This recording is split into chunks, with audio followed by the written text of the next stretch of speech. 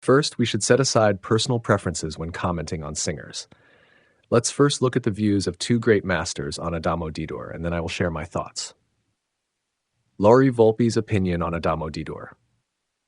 Lauri-Volpi gave Adamo Didur high praise, but also criticized him in certain aspects. Specifically, he believed that while Didur's voice was powerful and resonant, it lacked flexibility in the upper register and diversity in tone. For a bass singer, maintaining flexibility and variation in the high register is very important, and this may have been the main point of Lauri-Volpi's criticism. He also felt that Didur's singing style was rather conservative, relying too much on the stability and power of the voice, while lacking some dramatic expression and emotional variation. This could make Didur's performances seem too one-dimensional in certain situations, lacking a rich artistic depth. Rosa Poncel's opinion on Adamo Didur. Rosa Poncel also had some criticisms of Adamo Didur. As a singer who placed great emphasis on sound quality and technical details, Poncel had high expectations for the fullness and expressiveness of a voice. In her collaboration with Didur, she made the following observations about his singing style. 1. Voice flexibility.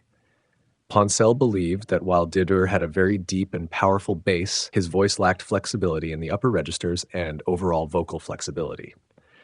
This contrasted with her own technique, as she focused more on the extension of the voice and the expressiveness of the high notes. 2. Emotional expression. Poncel was known for her emotionally rich and nuanced interpretations, and she felt that while Didur's technique was solid, his performances lacked some of the subtle emotional changes.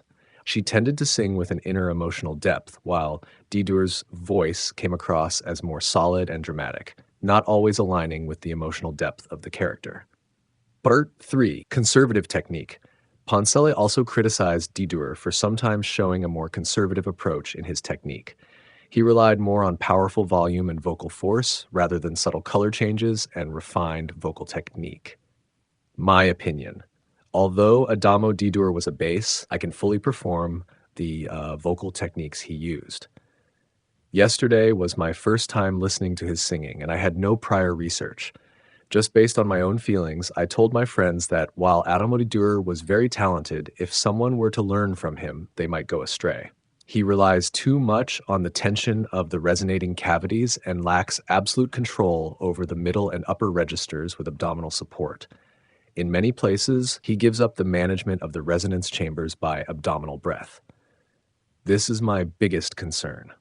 Today, after researching Lauri-Volpi and Rosa Poncel's views on him, I was confident that Rosa Poncel would not approve of his technique, and my guess turned out to be correct. When I investigate a singer's technique, before looking at Poncel's opinions, I always make my own judgment on whether she would praise or criticize the singer. Up until now, after hundreds of singers' investigations, my personal predictions have always aligned with Poncel's views. I have become a modern version of Rosa Poncel in male form because I deeply understand the high-level vocal technique of Italian bel canto.